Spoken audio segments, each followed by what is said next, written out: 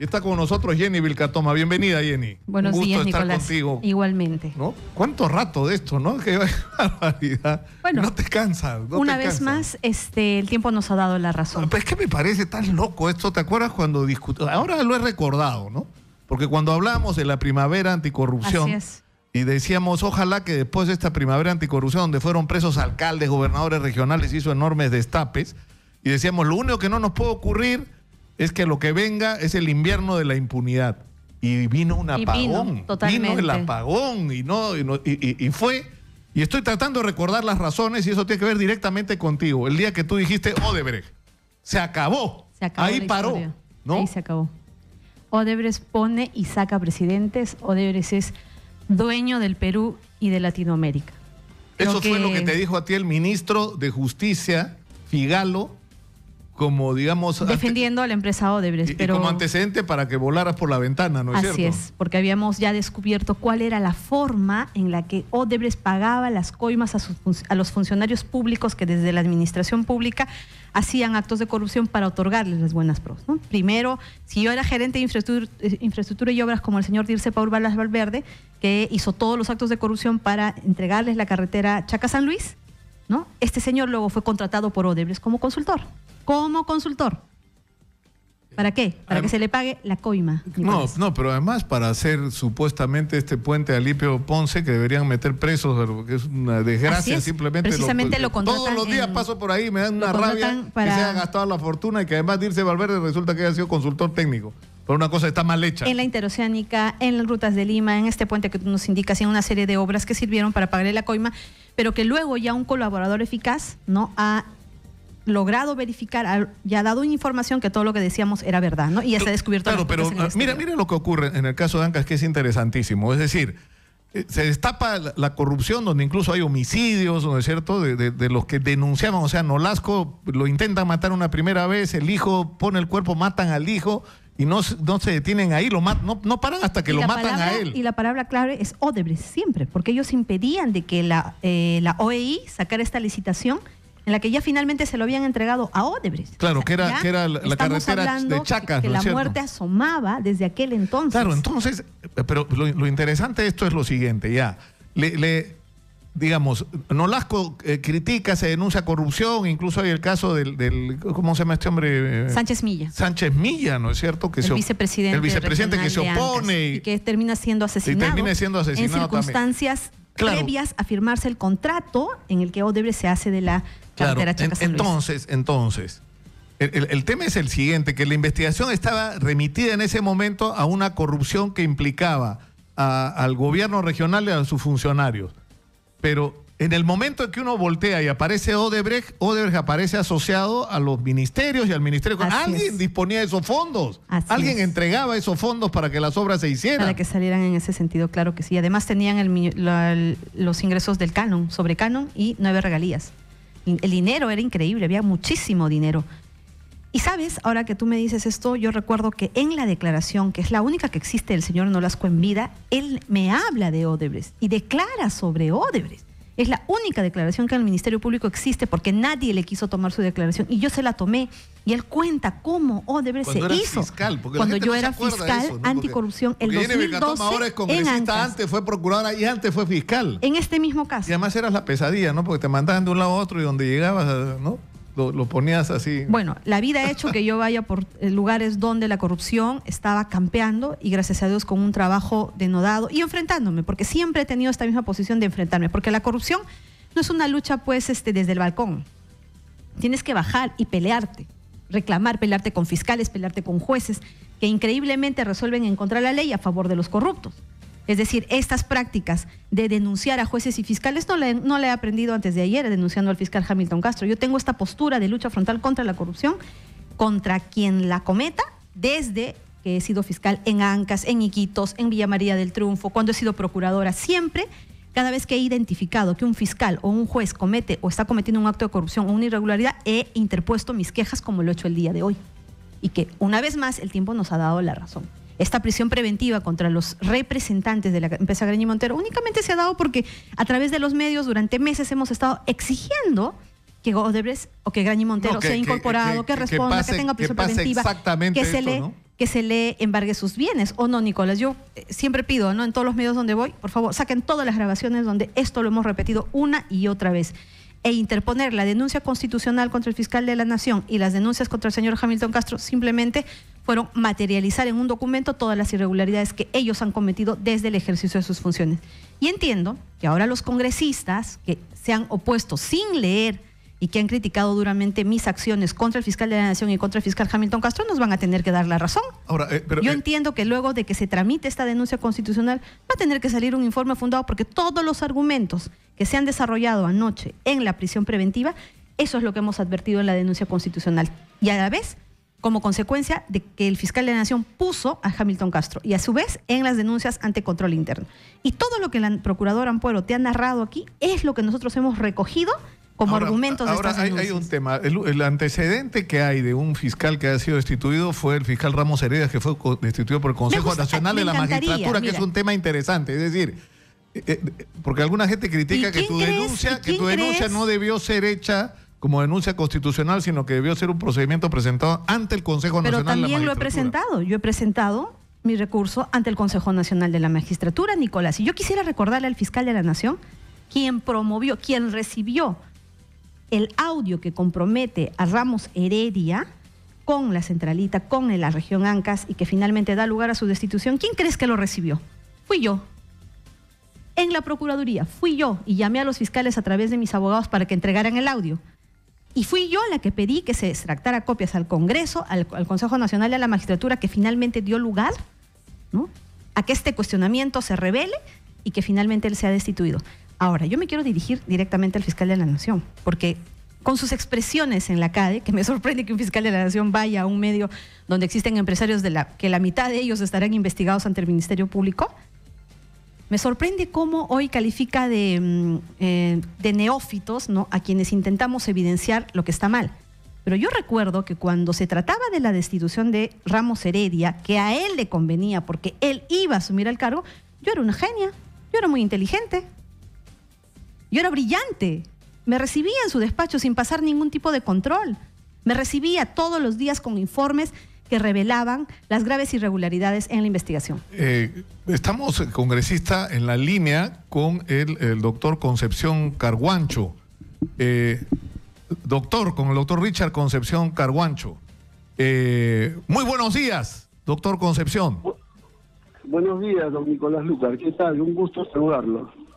Bueno, yo le quiero ser absolutamente sincero. Usted se ha convertido en una figura casi emblemática para los peruanos en estos momentos, porque está tomando decisiones que mucha gente pensó que jamás iban a ocurrir, que no iban a ocurrir, decisiones como las que usted ha tomado. Ahora, el día de ayer ha habido un cargo muy delicado en relación a lo que pidió el Ministerio Público y a lo que usted resolvió, que es que se está actuando bajo presión. Es decir, que ustedes están actuando, tanto el fiscal como el juez en este caso, por presión política, por presión mediática, ¿no? Bueno, las decisiones que yo trato de adoptar, las adopto al margen de las presiones y examinando la situación jurídica de cada investigado en función a si se cumplen o no los presupuestos correspondientes. Es decir, o sea, ¿cuál es su juicio sobre este calificativo? Usted se basa estrictamente en la argumentación técnica presentada, ¿no es verdad? En la argumentación técnica y en los elementos de convicción que están presentes. Exitoso. Ahora, en este caso en particular, es decir, el dictar 18 meses de prisión preventiva es una de las medidas, digamos, no sé cómo es la expresión que ustedes usan, precautelatorias, no sé cuál es la expresión exacta, de las más severas, digamos, ¿no es cierto? Y esto se basa y todos los peruanos nos estamos volviendo especialistas en eso, en primer lugar, en que hay, digamos, razonablemente argumentos para pensar que estas personas podrían estar involucradas en delitos que van a suponer penas mayores a los 4 años. Ese es el primer argumento, ¿no es verdad?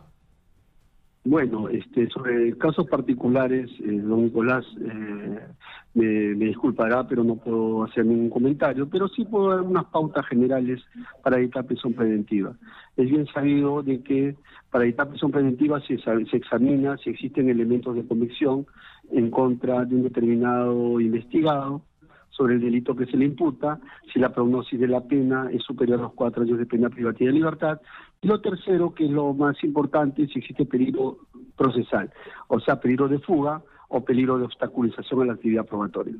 Creo que esos son los temas claves. Digamos, y esos son los principios que han determinado que usted tome esta decisión. Ahora, nosotros hemos conversado con el doctor Duberlí Rodríguez, que ha hablado sobre la trascendencia que tienen todos estos procesos el papel del Ministerio Público. Es decir, en los términos en los que está planteado nuestro sistema de justicia, el juez no tiene una capacidad de tomar iniciativas. Las iniciativas todas tienen que venir del Ministerio Público. ¿Así funciona esto? Exactamente. Una de las reglas procesales en el nuevo Código Procesal Penal es el principio rogatorio en materia de medidas cautelares. El juez no puede dictarla de oficio, solamente la puede dictar a pedido de parte. Ahora, el solo hecho que lo pida una de las partes no significa en automático que el juez se la va a conceder, sino para ello se convoca una audiencia, se escuchan las partes y el juez decidirá si se atiende o no el pedido en sentido favorable o desfavorable. Es decir que, por ejemplo, hay una discusión en este momento con respecto a si estas empresas han tomado decisiones como deshacerse de su patrimonio, deshacerse de activos para impedir la acción de ¿no es cierto?, de la justicia en el término de cobrar reparaciones. Ahí no puede haber una iniciativa del juez tampoco. Es decir, esto tiene que ver. Exitosa. Efectivamente, eso no depende del juez. El juez tan solo atiende el pedido cuando se lo formula, antes no. ¿Le puedo hacer una pregunta personal? ¿Usted ha sido sometido a presión? ¿Usted ha sentido de alguna manera algún tipo de presión, doctor Richard Concepción? No, mire, yo creo que en casos importantes, en casos mediáticos, obviamente la atmósfera, el escenario, siempre pues es de alta presión, pero creo yo que todo magistrado, como de hecho, digamos, como de hecho ocurre, debe estar siempre a la altura de las circunstancias para tomar la decisión al margen de estas fuerzas exógenas, sino teniendo en cuenta sobre todo el caso concreto. Caiga quien caiga y sea quien sea. Así es, yo creo que uno de los principios que debe guiar en la decisión es el principio de igualdad. Yo le agradezco muchísimo al doctor Richard Concepción Carguancho por atendernos. Muy gentil. Muy gentil. Muy gentil. Y yo creo que usted es absolutamente consciente del papel que le ha tocado jugar en la historia del Perú, doctor Richard Concepción. ¿No es cierto? Y yo en verdad lo asumo con bastante responsabilidad y trato cada día de hacer mejor mi trabajo, porque creo que esa es la mejor manera de retribuir a la gran responsabilidad que se me ha conferido. ¿Usted tiene algún recurso pendiente con Susana Villarán, doctor Concepción? No, acá no tenemos esto. Me parece que está en el nuevo sistema anticorrupción. De acuerdo. Muchas gracias una vez más, el doctor Richard Concepción. Sí, por supuesto. Estás abusando de los que usted quiera, doctor Concepción. Solamente quería anunciar que en la Sala Penal Nacional estamos en el 20 aniversario y el día de mañana estamos haciendo un primer pleno jurisdiccional penal que se va a llevar a cabo en el Hotel Los Delfines de San Isidro, en donde los jueces de primera y segunda instancia nos vamos a reunir para unificar criterios en dos temas que son sumamente importantes y de actualidad. El primer tema es sobre la organización criminal. ¿Es organización criminal todo lo que se mueve o en determinados casos nomás se debe etiquetar a un grupo de personas como organización criminal? Ese es un tema que vamos a dilucidar. El otro tema que vamos a ver es sobre el tema de la utilización de las declaraciones de los colaboradores eficaces. ¿En qué casos es válido, en qué casos no es válido?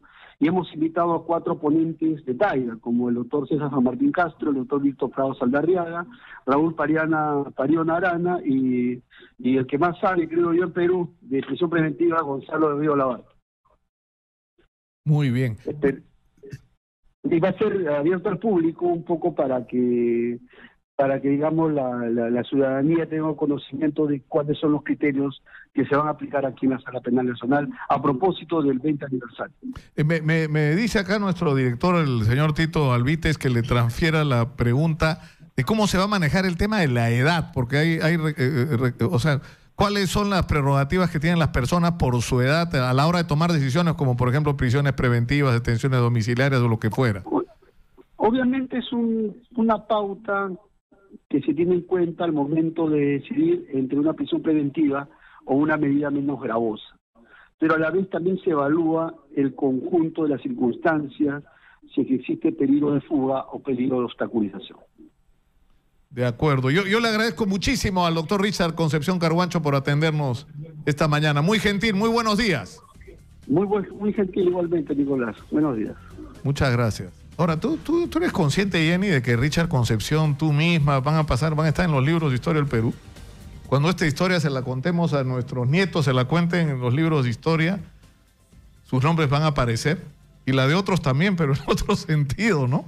Bueno, yo por lo menos me voy a sentir muy orgullosa que mis hijos sepan que en vida hice todo mi trabajo por defender a mi país en una posición de lucha frontal, no desde el balcón, frontal, claro, porque haciendo, enfrentándome, diciéndome, en algún momento esto tenía que acabarse, ¿no? O sea, así ya, es. ¿no? Y mira, este es un momento clave, Nicolás, para porque hablar eso es ahora. una idea que ha sido permanente, ¿no? Esto va a seguir así siempre y esto no va a cambiar. Mira, ahora, por ejemplo, tenemos al fiscal de la Nación, al señor Hamilton Castro, ¿no?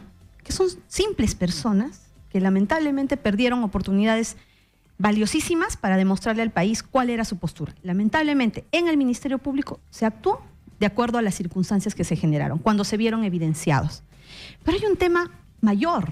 Estas denuncias se verán y se tramitarán y se resolverán y tendrán que seguir investigando y cumpliendo su deber, seguramente con más denuncias o no, porque hay una serie de cuestionamientos que se ponen a la vista el día de hoy, como que ya el fiscal de la Nación está tomando partido para que el señor Pedro Pablo Kuczynski como presidente no sea investigado, ¿no? Y lo hemos conocido en una entrevista dada a Milagros Leiva. Pero, ¿qué está pasando ahora, Nicolás? Y es necesario tener una visión integral. El país está a la deriva. El país tiene un presidente seriamente cuestionado con este caso de corrupción ligado a Odebrecht. El presidente de la República formó una asociación con Graña y Montero, cuyos representantes hoy día están presos, y con el señor Jorge Barata, que también está preso. Entonces, yo desde aquí le solicito al Congreso y al mismo presidente de la República que renuncie al cargo de presidente y uno de sus vicepresidentes asuma, ¿no?, las riendas del país, porque estamos a la deriva. Esto no puede continuar así.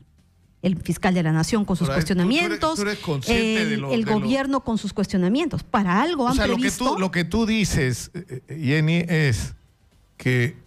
Porque es bien duro lo que estás diciendo. Pero que esto puede ser peor, porque es decir, uno empieza a escarbar información y ya nos estamos enfrentando a que el presidente mandó una carta al Congreso donde dice cosas que todo indica que no son ciertas. ¿Sabes cuál es el hecho, Nicolás? De que sí más hubo, allá, ¿no?, de sus mentiras o no mentiras, o que reúna a un grupo que le hagan los argumentos, o que contrate a todos los medios de comunicación para que salven esto, para que destruyan a aquel que se opone. Más allá de todo esto, hay un hecho que no se puede esconder, que tiene el presidente de la República en caída libre, que nada lo va a detener.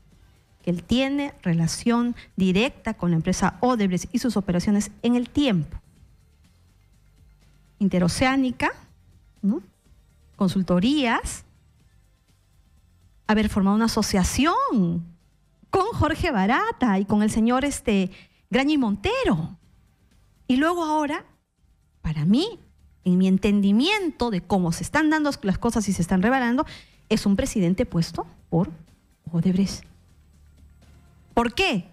No solamente porque habría llegado solventado, impulsado, diseñado por Odebrecht, sino porque llegó al gobierno y lo primero que hizo fue sacar leyes para proteger a Odebrecht, la ley de la colaboración eficaz, el decreto de urgencia 003 y una serie de leyes más que se han dado, que no debía. Si yo, presidente, estoy implicado, estoy vinculado, estoy cuestionado y en el tiempo esto va a salir, un momento, no meto las manos para proteger a nadie. Y si tomo decisiones son para proteger los intereses del país. ¿Qué tenía que hacerse concretamente? ¿No? Intervenir todas las empresas para que se garantice cadena de pago, se garantice la reparación civil, se garantice todo. Entonces, nuestro presidente está en caída libre, pero nuestro país no se puede ir a la deriva. Tienen 2 vicepresidentes y tienen el deber de tomar la decisión hoy, porque estamos en un momento crítico. ¿Qué dicen las encuestas? ¿Qué dicen las encuestas? Que nuestro presidente solamente tiene el 23.2 de aprobación. Quiere decir el 74.9 de desaprobación. ¿Por qué? Vayamos a analizar. ¿Porque tomó malas decisiones como gobierno? ¿Porque la economía está paralizada? No, señores, esto redunda en sus cuestionamientos en relación a la empresa Odebrecht. Esto ha sido tomado hace 8 días. Claro, Esta semana, anoche en Cuarto Poder se ha conocido ya cómo se ha creado First Capital, las direcciones y ya la implicancia está abarcando a la señora primera dama, a la señora Nancy Lange. El gobierno tiene que tomar una decisión y yo le pido a todos mis colegas congresistas que adopten esta misma posición. El país no se puede ir a la deriva, el país tiene que ser conducido con las riendas bien sujetadas. Hace un rato, Catherine Ampuero, ex procuradora que fue así desaforada por hacer la pregunta, puede hacer su chamba, porque ella le preguntó al presidente, oiga, usted ha tenido relación y no le quisieron contestar la pregunta y inmediatamente la despacharon para afuera, ¿no? Ahí, mira, un fiscal, cuando una de las partes hace la pregunta, y te dicen, no, un momentito, su pregunta ha sido rechazada por impertinente, porque no es conducente, porque no es útil. En ese momento la persona que pregunta, en este caso la procuradora, sustenta por qué sí es pertinente, por qué sí es útil, por qué sí es conducente para el objetivo de la investigación. ¿Y qué tiene que hacer el fiscal? Permitir que la pregunta se formule. ¿Qué hizo el fiscal Hamilton Castro? No formuló la pregunta. Ese es otro motivo porque yo voy a interponer otra queja más. Y segundo, porque el fiscal de la Nación ya tomó partido. El reglamento del Congreso dice bien claro y la Constitución que solamente se puede formular acusación contra el presidente al cabo de su mandato. Aquí se tiene que hacer una investigación contra él porque los hechos son antes de su mandato. No estamos hablando de una etapa de acusación que es todavía posterior. Claro, pero ya tenemos un fiscal de la Nación. Acusar al presidente, es decir, según el artículo 117 tiene requisitos, ¿no es cierto? Pero así nada impide hacer una investigación si es que hay indicios razonables. Aterricemos a los hechos concretos. La procuradora interpuso una denuncia. Esa denuncia ha sido peloteada y según entendemos con la respuesta que le da el fiscal de la Nación a Milagros Leiva, la han archivado. Porque él ya está asumiendo una postura de defender a este gobierno. Lamentablemente, incluso eso da lugar, ¿no?, a otra denuncia constitucional que tiene que revelar por qué se está protegiendo a quien está directamente implicado. Yo estaba revisando la documentación que entregó Manuel Dahmer Aguirre sobre las operaciones de Odebrecht con First Capital. Y hay una que me parece particularmente grave. Es decir, Odebrecht dice, necesitamos $100 millones, el Estado tiene que emitir bonos. ¿A quién contrata para que tramite la emisión de bonos? A First Capital. ¿Quién era el ministro de Economía? Pedro Pablo Kuczynski. Entonces, eso es una razón. No es que fue posterior, fue simultáneamente, Nicolás, ¿no? El señor presidente Pedro Pablo Kuczynski no puede seguir siendo presidente del Perú en estas condiciones. No puede seguir. Este país tiene que continuar. Lo que tenemos son solo personas, un fiscal de la Nación cuestionado, un fiscal de la investigación cuestionado, una serie de autoridades. Uno de los argumentos que se da es que si esto se lleva hasta el presidente, el país va a ser ingobernable. Tú dices que es al revés. No, que si el presidente continúa está en caída libre, Nicolás. No hay nada que pueda borrar los hechos que ocurrieron en la realidad. Cuestionamientos en la interoceánica, First Capital y su existencia y las formas. Ya estamos hablando de la Cuarto Poder ha revelado ya el nombre de la primera dama, Nancy Lange, de direcciones que se han consignado. Esto no puede seguir así. Tiene que asumir uno de los presidentes las riendas del país.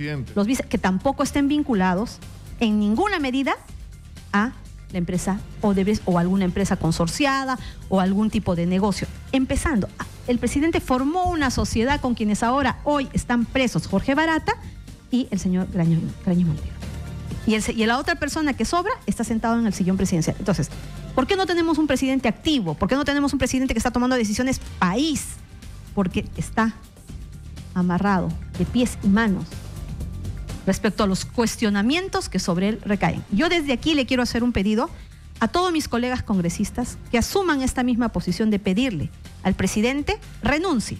Hay todo un procedimiento de vacancia. Yo creo que no se debe acudir a un procedimiento de vacancia, sino que el presidente tome esta decisión por el país de dar un paso al costado y que sea uno de sus vicepresidentes, que para eso están ahí, y que tome las riendas del país. No podemos seguir así, Nicolás. que el fiscal de la Nación va a seguir haciendo más esfuerzos para que no se incluya en la investigación. El fiscal Hamilton Castro va a hacer más esfuerzos para que no se conozca la realidad y solamente cuando se siente evidenciado toma acciones, que desde el gobierno se van a seguir sacando más normas, no están de acuerdo con el decreto de urgencia que aprobó el Congreso, lo van a devolver y vamos a estar en este tirijale todos los días. Y el país y la delincuencia y la desnutrición, somos el primer productor de cocaína en el mundo, Nicolás. Y la señora Premier, que no tiene una existencia, porque yo no la siento, yo no siento sus decisiones como país, no es capaz de destituir a la señora Carmen Macías. Ha pedido 268 millones más, igual que el año pasado, cuando como resultado, acá, bajo la gestión de esta señora Carmen Macías, somos los primeros productores de cocaína en el mundo. O sea, no se dio ni el trabajo de revisar cifras. En medio de todo, Nicolás, ¿qué está pasando? Vamos a ver el país por dentro. Mientras estamos todos ocupados en el tema Odebrecht y todos estos corruptos que le han robado al país. Empresas, otras empresas como la empresa española Aldesa, están haciendo su carnaval. Nos están robando por todas partes. Entonces, ¿qué hacemos con un presidente que lamentablemente está atado de manos y que no puede resolver los problemas del país? Yo reitero, le solicito directamente al presidente de la República, renuncie al cargo y que uno de sus vicepresidentes asuma, pero que no se encuentre vinculado, porque el país tiene que salir adelante. Jenny Vilcatoma, congresista de la República, ha estado hoy día hablando sinceramente muy fuerte. Yo creo que esto nos tiene que obligar a una reflexión y a una respuesta a todos. Muchas gracias. Gracias. Muchas gracias a Jenny Vilcatoma.